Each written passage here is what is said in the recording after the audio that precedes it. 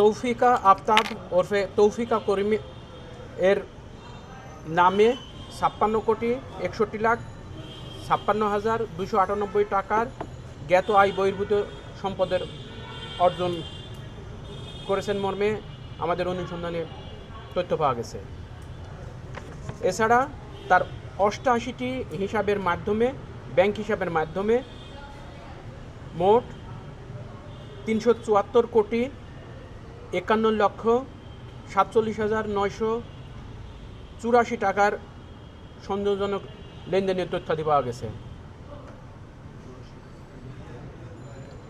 আর্থিক লেনদেন সহ তার এই অবৈধ জ্ঞাত আয় বহির্ভূত সম্পদ অর্জন, অবৈধ সম্পদ স্থানান্তর, হস্তান্তর, রূপান্তর করে মানি লন্ডারিং প্রতিরোধ আইন 2012-র 4-2 ও 4-3 ধারায় শাস্তিযোগ্য অপরাধ করেছেন মর্মে উল্লেখ করে তথ্য অনুসন্ধানকারী টিম অভিযোগ সংশ্লিষ্ট তৌফিকা আফতাব ওরফে তৌফিকা করিমের বিরুদ্ধে দুর্নীতি দমন কমিশন আইন 2004 এর 27-1 ধারায়, মানি লন্ডারিং প্রতিরোধ আইন 2012 সংশ্লিষ্ট ধারায় কমিশন একটি মামলা রুজুর সিদ্ধান্ত নিয়েছে। অবৈধ সম্পদ কত? তার অবৈধ সম্পদের পরিমাণ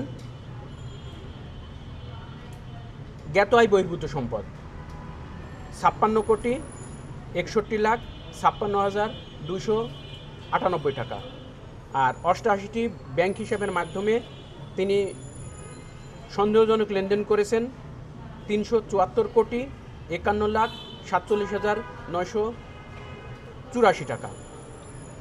কে?